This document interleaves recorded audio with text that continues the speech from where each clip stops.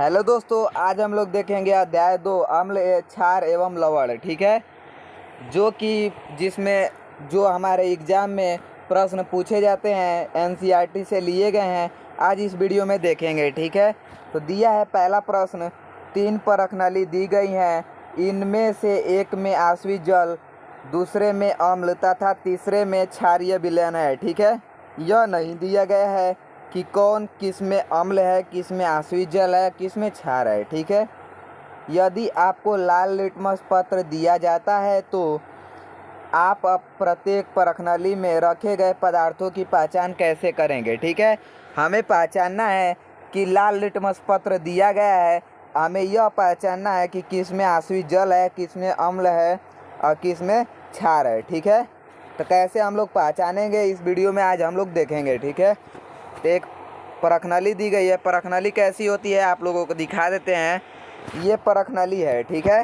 क्या है? परखनली है। ऐसे ही 3 परखनलियाँ दी गई हैं, एक मान लीजिए ये है, एक ये है, जिसमें अगर लाल लिटमस पत्र दिया गया है। कौन सा लिटमस पत्र दिया गया है?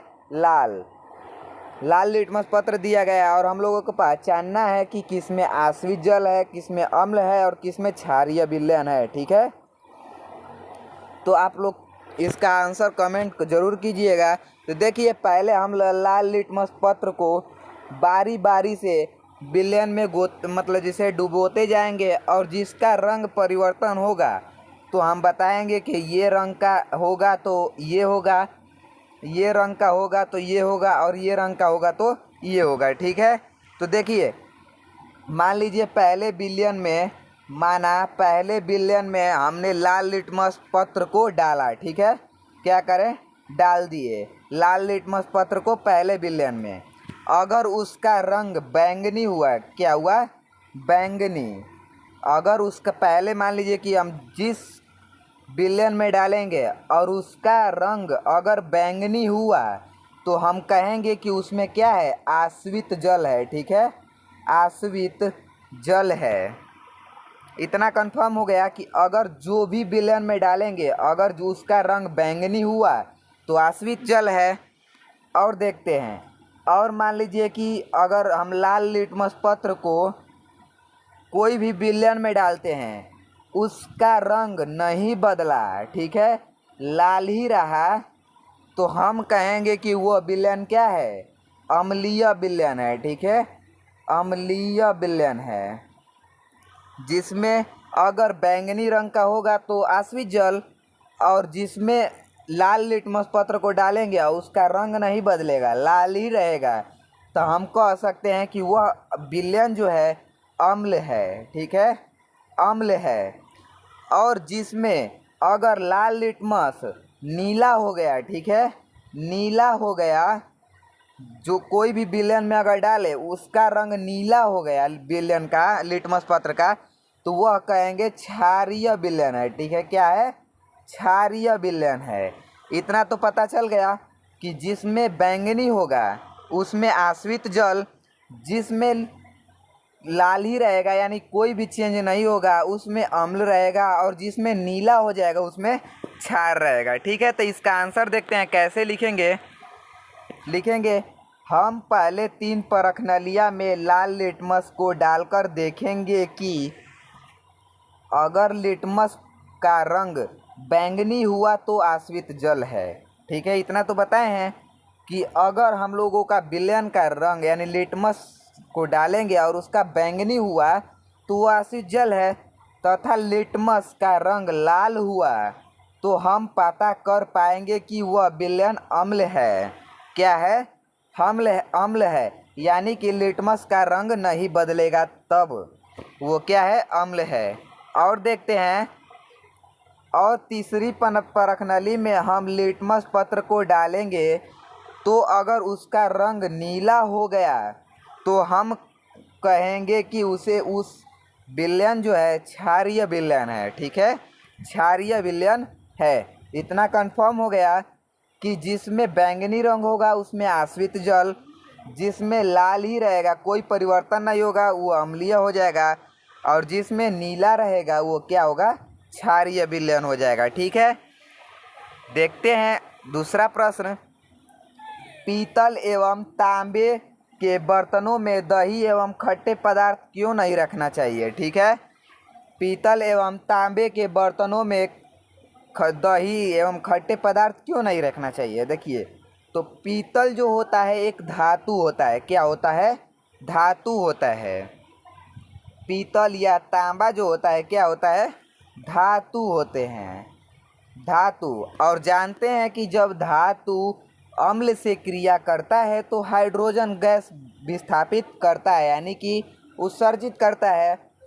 जो हाइड्रोजन गैस होती है हमारे सेहत के लिए हानिकारक होती है। यही हम लोग लिख देंगे। कैसे लिखेंगे? देखिए, पीतल जो होता है और तांबा एक धातु होते हैं। क्या होते हैं? धातु होते हैं। और दही एवं खट्टे पदार्थ एक अम्ल होते हैं। ये तो पता चल गया।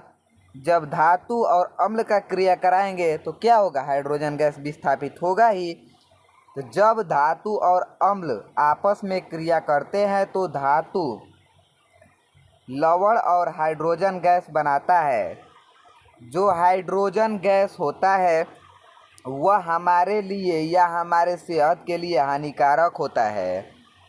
इसलिए पीतल एवं तांबे के बर्तनों में दही एवं खट्टे पदार्थ नहीं रखना चाहिए। ठीक है, इतना आप लोगों को समझ में आ गया। ये समझ में आ गया कि अम्ल और मतलब अम्ल को धातु मतलब जैसे कि मतलब पीतल एवं तांबे के बर्तन में क्यों नहीं रखना चाहिए? क्योंकि अगर हाइड्रोजन गैस मतलब निकलेगा तो हमारे सेहत के लिए हानिकारक होगा। ये सरल भाषा में आप लोग आंसर लिख सकते हैं। ठीक है, देखते हैं। और दूसरा, धातु के साथ अम्ल की अभिक्रिया होने पर सामान्यतः कौन सी गैस निकलती है? इस गैस की उपस्थिति की जांच आप कैसे करेंगे? इतना पता चल गया कि धातु के साथ अम्ल की अभिक्रिया जब होती है ना, जब धातु अम्ल के साथ प्लस अम्ल के साथ जब क्रिया करता है तो हाइड्रोजन गैस क्या करता है? विस्थापित करता है। तो यही हम लोगों को बताना है कि जब धातु अम्ल के साथ हाइड्रोजन की मतलब जैसे धातु अम्ल के साथ जब क्रिया करेगा तो कौन सी गैस निकलेगी, यही हम लोगों का क्या करना है? बताना है। और कैसे इसका आंसर लिखेंगे? तो देखिए, धातु के साथ अम्ल की अभिक्रिया कराने पर हाइड्रोजन गैस निकलती है और हम मोमबत्ती को उसके पास ले जाने पर पॉप की ध्वनि उत्पन्न होती है, जिसे पॉप टेस्ट भी कहते हैं। क्या कहते हैं? पॉप टेस्ट भी कहते हैं।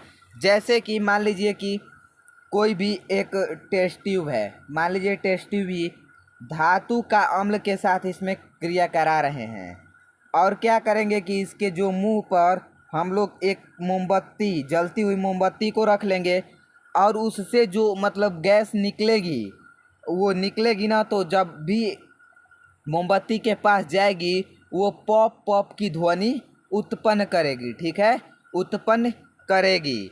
जब भी हाइड्रोजन गैस निकलेगा तो वो पॉप पॉप की ध्वनि क्या करेगा? उत्पन्न करेगा।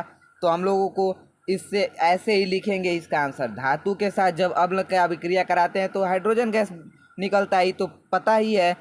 हम मोमबत्ती को उसके पास ले जाएंगे तो पॉप की ध्वनि उत्पन्न करेगी। जब भी करेगा तो इसे ही अगर पॉप टेस्ट भी आ गया ना तो क्या करिएगा? यही लिख दीजिएगा। ठीक है, अब देखते हैं। कोई धातु यौगिक ए तनु हाइड्रोक्लोरिक अम्ल के साथ क्रिया करता है। क्या करता है? क्रिया करता है तो बुदबुदाहट उत्पन्न होती है। इससे उत्पन्न गैस जलती हुई मोमबत्ती को बुझा देती है।